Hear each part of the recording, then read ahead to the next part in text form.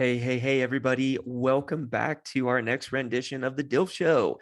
Andy Christopher here, the dad I listen to frequently, with your nonstop knowledge and deep dive into what it's like to be a parent and be a dad. And we're getting into it. We've been doing this a couple of months now and, really getting some great feedback. Really love all the interaction on the socials and via email and all that good stuff. And one of the things that has come up in many conversations is that have you ever heard of the phrase keep it simple, stupid, KISS? I think that so often in parenting and in life, we we make things way harder than we potentially need it to just because we think we know better and we try to perceive every possible failed outcome of any given decision. And this can lead to a lot of things. It can lead to something known as analysis paralysis. Happens a lot to me in terms of not willing to take action on something just by overanalyzing what could go wrong.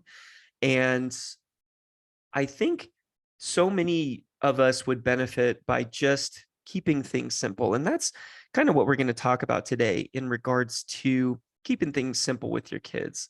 Um, I'm also going to touch upon kind of kind of merging that into how hilariously irrational our kids can be, and bridging the two is kind of what the goal is here. But it's so funny that the best laid plans often go awry, and we we try so hard to prepare everything and set everything up for our kids that when we get in the moment, usually all of that goes to shit.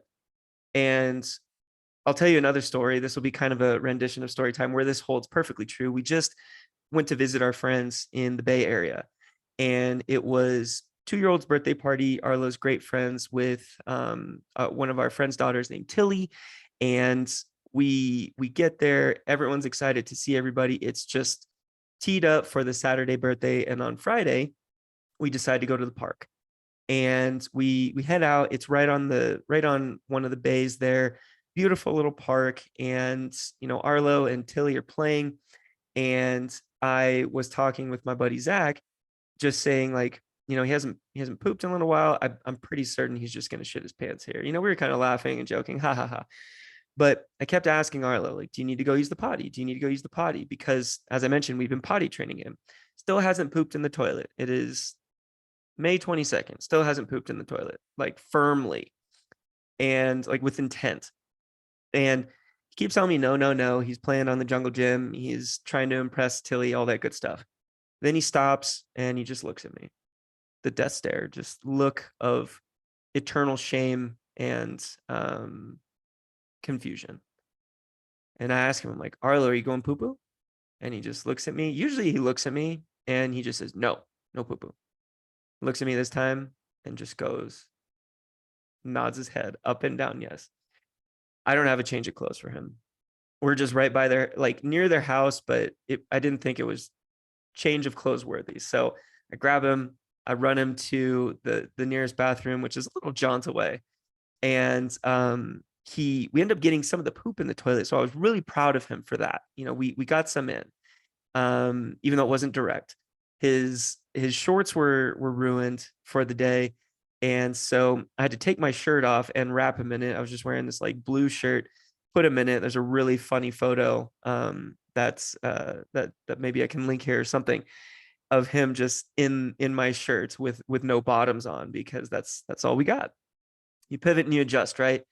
And then we go back, we have a laugh about it with our friends, go back to the house, and we think the worst is over. I'm getting him ready to bathe and go to bed.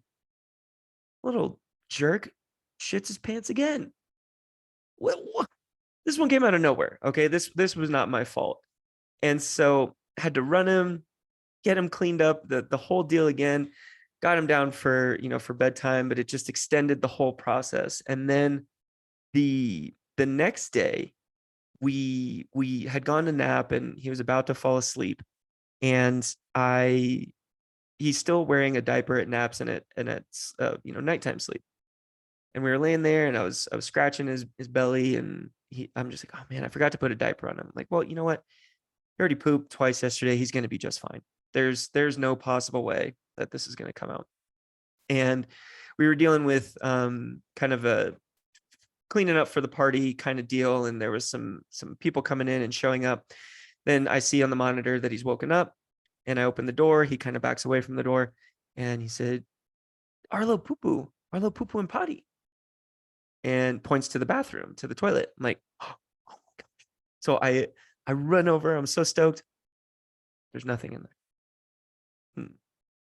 All right, Arlo, did you go poo poo? Yeah, poo poo and potty. Arlo, can you show me where the poo poo is? He looks in the toilet and there's nothing there. He says, don't know. I'm like, uh-oh. Then the warning bells, the red flags have gone off. He shit in the bed. It's somewhere in this house or somewhere in this room. Looking around, have some help, can't find it anywhere. It's not in the bed, it's not in any blankets, it's not on the ground, it's not in the trash can, it's definitely not in the toilet. We're looking around, can't find it. So we keep opening and closing the door, trying to figure out what's going on and where people are coming in and out of the door. And all of a sudden, their dog Otis pops in and he starts sniffing something in the corner. I'm just like, God, this has got to be it. Go over there. And what happened was, I think he was pooping while I was opening the door. The poop fell through and down his leg.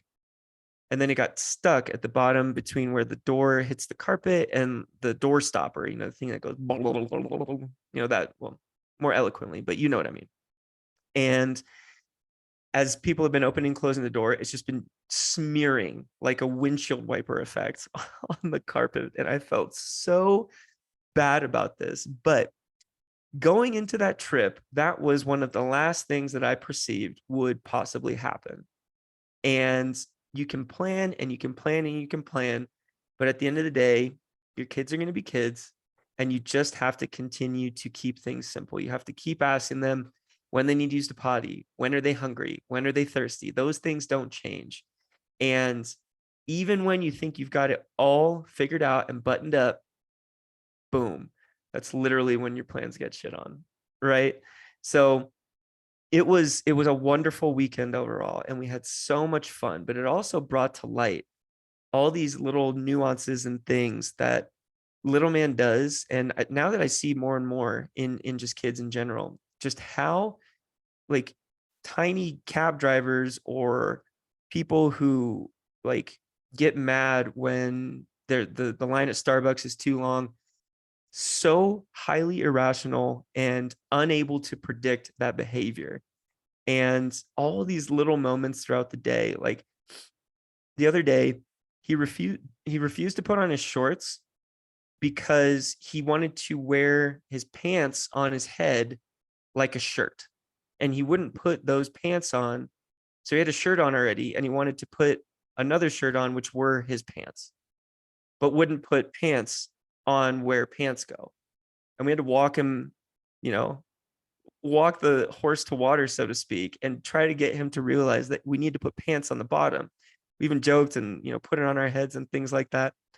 But how do you game plan for that? How do you get past that when they're in their heads? This makes the most sense that anything has ever made sense in your entire life. The most crystallized that, no, this is the way it has to be.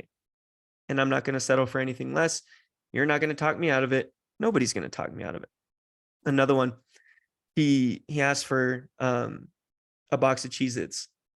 And then I brought the box of Cheez-Its out, and he just lumped himself on the floor and cried and cried and cried and said, no Cheez-Its, no Cheez-Its, no Cheez-Its. I'm so sorry. I got so confused when you asked me for Cheez-Its and now you don't want them. They will flip a script so fast. It is almost impossible. And I touched upon the hot dog event where he wanted a hot dog. He'd never eaten a hot dog in his entire life. Gets the hot dog in front of him, doesn't know what to do with it, doesn't know how to eat it. The hot dog's too hot, takes a couple bites of bread, goes and wants to play the arcade games that are nearby. Here's another one. He'll ask for a cup of milk. Please give me the milk. Give me the milk, right?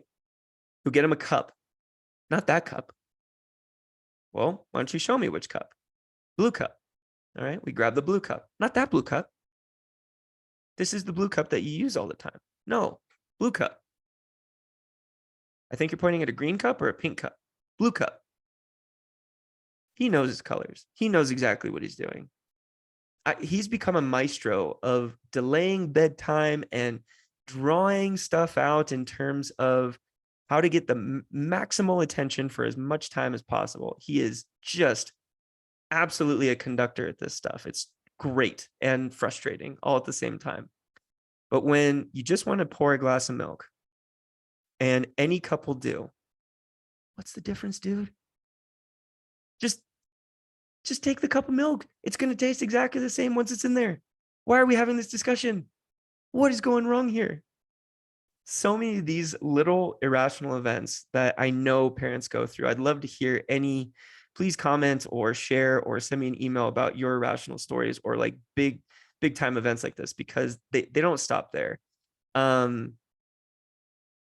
I think I mentioned this to me, actually, it feels irrational at first, but actually seems highly rational if you don't know the difference. So as we're going through potty training, spoke about this on a previous episode, but he was afraid because he thought the poop was going to come out of his penis.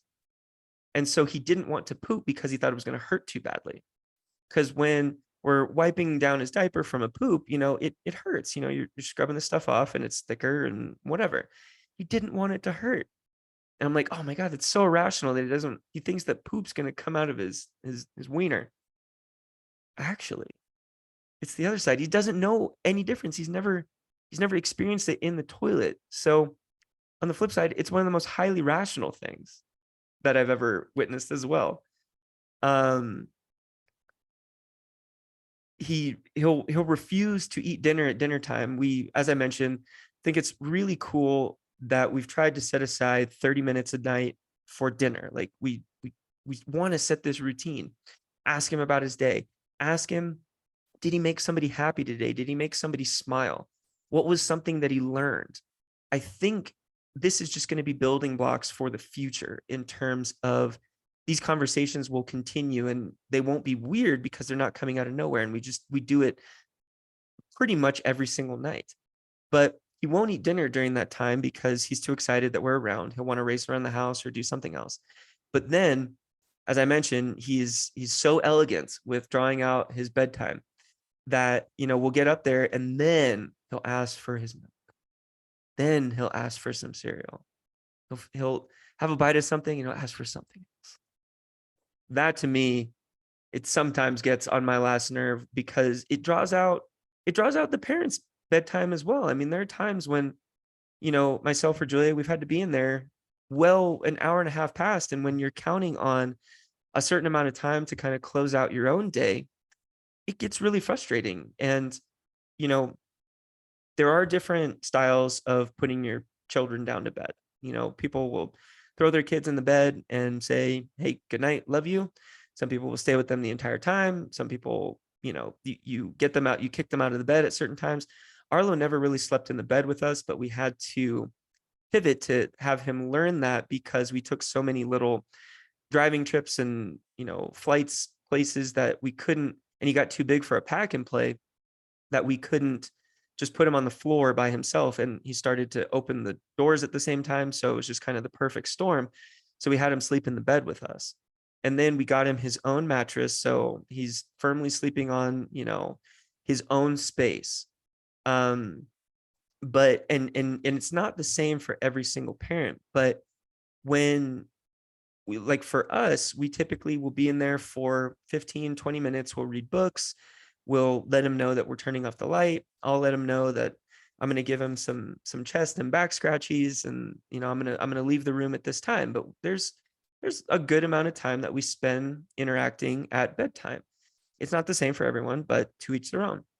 And when you're counting on, let's say, that 30 minutes, and all of a sudden it's an hour 15, an hour and a half, an hour 45, and he just won't settle down or whatever it is, it eats at you. It gets to you, and you want to get to sleep. You know how valuable it is, especially for us. I've, you know, in my work industry, it's like, all right, get up and go, do, get people on the phone and start grinding away. But right now, baby girl she's knocking at the door. No joke. She's literally, like, you could see her trying to get out of the uterus. Julia's had already a couple contractions. We're right on the cusp. And so I'm trying to sleep in as much as I can, without sacrificing any of my other responsibilities. But even sleeping in, I mean, that means what, 7 o'clock, something along those lines. And you have that set amount of time. And if you don't want to eat into it at the end of the night, then it's like, dude, we gotta, our sleep hygiene, our sleep routine needs to stay pretty intact. And you get this irrational behavior and these irrational requests, and it can absolutely drive you up the wall. But what I encourage you to do throughout all these requests is just stay back to your fundamental basics. Knowing what their creature comforts are, knowing what will make them happy without just, putting them in front of a TV screen or giving them candy or something that might have become part of, a special routine or something like that. You got to have those silver bullets ready to go in order to bring them back to earth. And I've also really found that allowing them their own space at this age. So Arlo's about, 2.5 or so, allowing them their own space once they've hit a meltdown mode, or once you've hit a brick wall. You can't just keep imposing your will upon someone who is not, you can't barter with this person. Unstoppable force meets immovable object. Well, instead of me being the unstoppable force, I've learned to stop. I've learned to just let it be, because this is not an argument I'm going to win. This is not an argument that's going to be understood or well received. And so, hey, I love you. I hear your concerns. I'm going to let you feel this one out, buddy. And then let it dissipate in whatever time it will. Sometimes that's all you can do. And that's as simple as you can keep something, is removing yourself from that situation. But when, Arlo's, he's still kind of in that snack phase. He's not eating a ton of, what we would consider like concrete dinner foods or lunch foods or breakfast foods. And so you just have to, keep presenting them with the options, but don't let it eat into your frustration and stress levels simply because they're not eating the risotto or the, pesto sauce that you made, right? Sometimes it just smells weird, or it's funky at that point in time, or they're not hungry. We have no idea. Sorry, just burped. We have no idea what's going on in their bellies, in their minds, and in their hearts at any given moment. And if you stay grounded within yourself, and you have your routine and you have your baseline understanding of your child, revert back to that in times of stress and distress.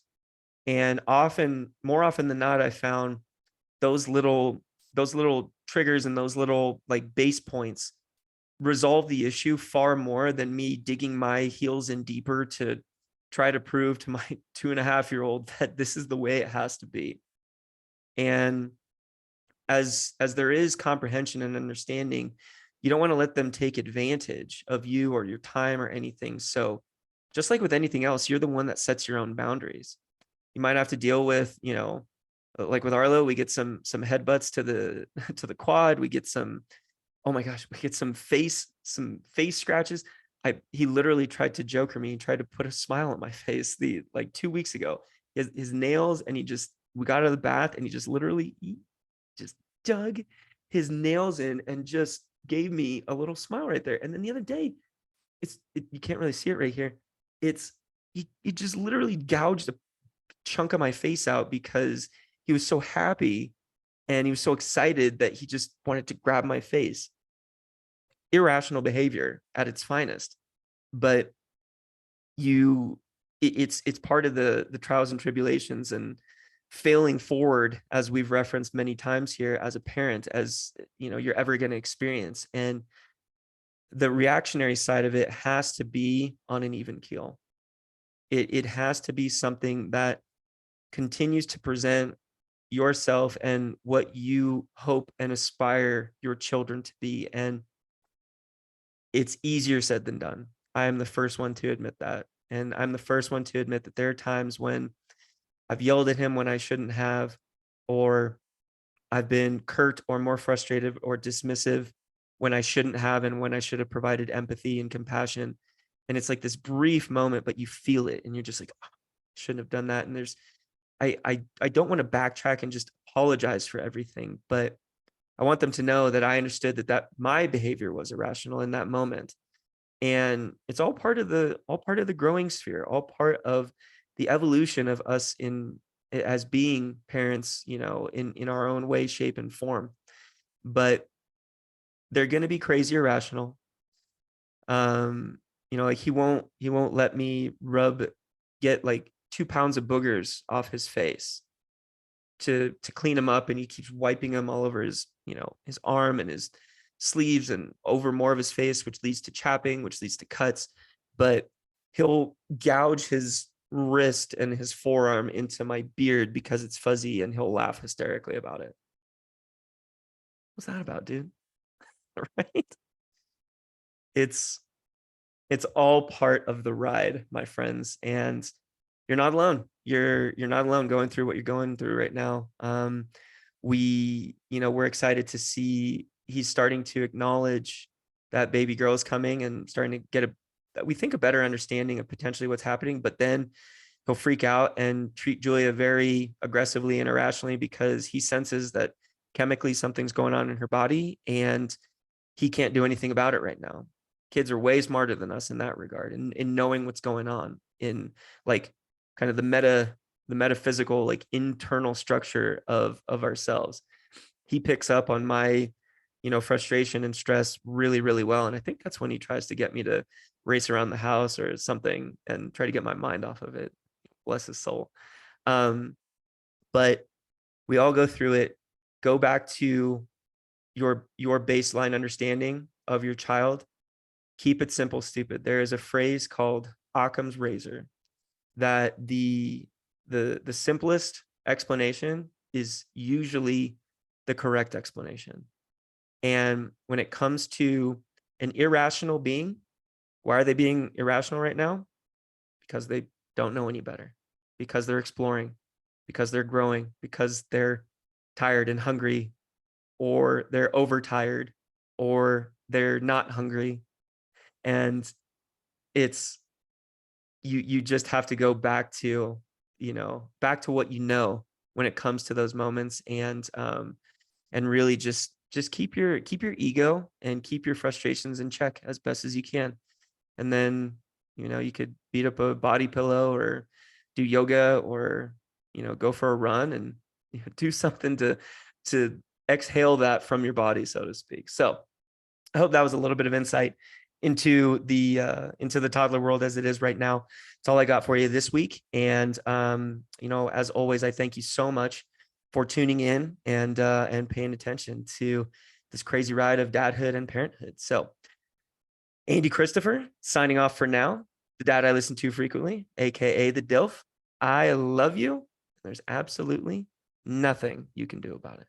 Go have a great one and go say I love you to someone.